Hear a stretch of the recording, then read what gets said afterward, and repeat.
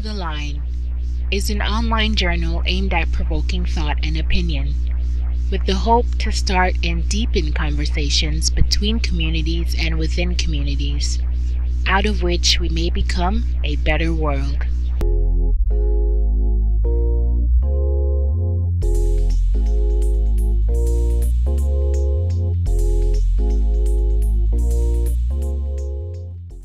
And so that the element of religion that is wishful need not be a wish for something benign. Don't run away with that idea.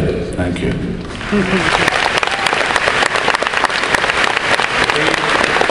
We have time for a couple more questions. This question is from Beer Butt Chicken. That was the email address. Are you here? Raise your hand so that we can all... Beer Butt Chicken, this is to Dinesh. Why won't God, Allah, Buddha, Energy, Universe, or whatever it is called, won't heal amputees when there are so many claims of miraculous healings all over the world? Why aren't the amputees getting their limbs grown back out? For you, Dinesh.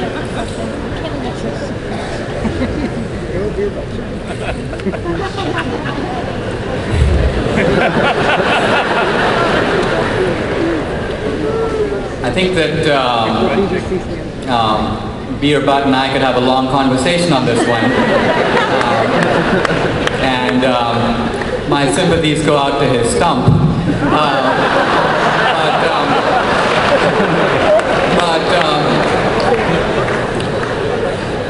His question actually is embarrassingly easy one, and I think he's giving undue privilege to the amputees, because amputees, after all, have life. If I'm missing an arm, I still got the rest of me. There are lots of people who die at a very young age. You have children who have cancer, for example. And so the amputee is chosen as a kind of colorful analogy. But I want to point out something very interesting about this. There was a recent study I read, a study of two groups of people. One is paraplegics, and the other is lottery winners. In other words, people whose lot in life is dramatically improved. I won the lottery, yay! And people who plunge into a desperate situation. I was walking around normally, and then I lost my legs in an accident.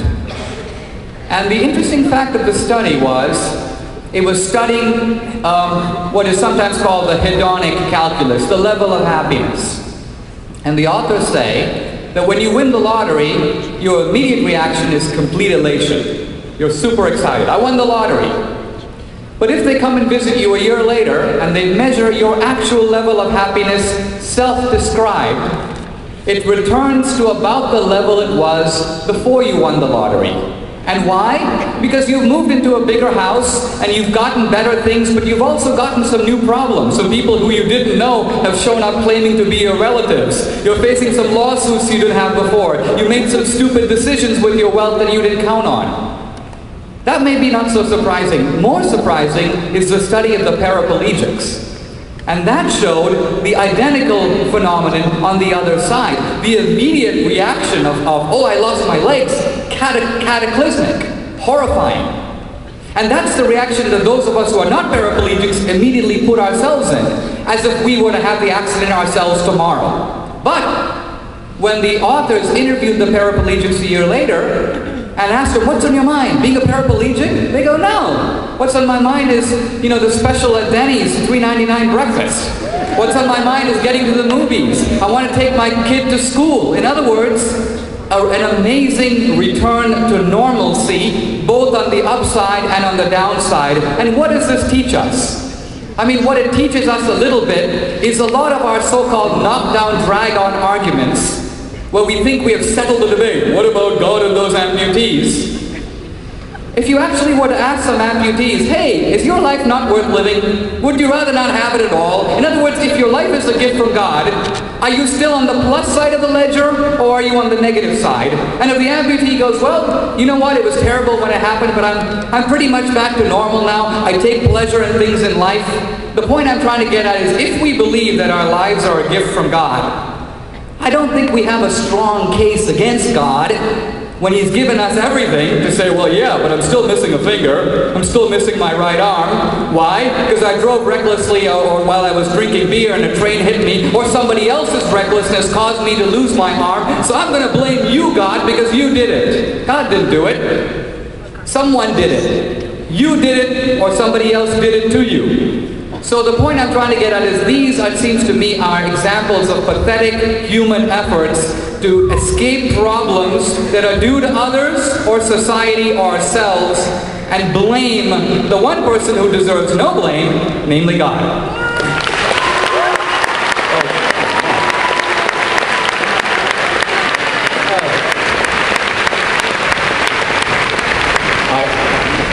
I'm sorry, I just have to do this. First, I have to say it's terrible there are people who clap absolutely anything. Second is that Dinesh, it's maybe not his fault. Didn't understand the question that I'm sure the beer butt artist. Which is this: miracle healers and shamans and prophets and sons of God and others claim to have raised people from the dead, cured leprosy, cured blindness, cured diseases that can't be seen because they're on the inside, but it's never been noticed of any miracle healer that they've made someone who lost a limb grow another one. Surely, that was the plain meaning of the question. There's a very good reason why that's so. Because that sort of thing would be very testable, and that's why it will never get done. It's as simple as that. For the rest, see under David Hume. For the rest, you could also read, which I recommend. Dinesh is very good at opening a bit. Emil Durkheim, in his great, also unbeliever on suicide, unbeliever on religion, his book on suicide. He says about religion. He says, religion doesn't make the Jewish people invented their own religion. On suicide, he says, it's surprising to notice how any great disruption in your own life or the life of society can instill you with thoughts of self-destruction. And this may not be a terrible loss to yourself or your family, but it could also be any great shock or surprise, including, as he says, the sudden inheritance or acquisition of a fortune. But these are all perfectly secular points, as is the very obvious one that there has never yet been a miracle worker who can grow another limb, and there won't be. Thanks. We have 1 minute, and then I'm sorry to say that we're going to close this evening with a few comments. I'm a little underwhelmed by the discussion of the amputees, because it seems to me that now Christopher is saying that there's something unique about that kind of ailment, that if a limb were to grow out, that would be somehow more wonderful than, say, a blind guy regaining his sight, or a dead guy coming back to life. In other words, the Bible makes all kinds of claims of testable miracles. Except that one. Except that one, and I don't think it's because the butt guy wasn't around at the time to assert it.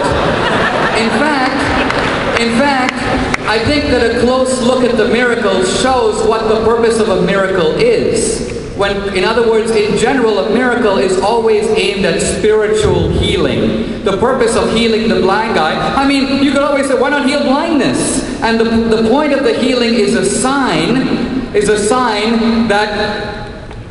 of spiritual regeneration. So the miracle is performed but for a spiritual cause. And I think that's the answer to the question at the deepest level. These miracles are not, if you will, Christ playing doctor, but rather they are Christ engaging in his spiritual ministry. All right, thank you very much.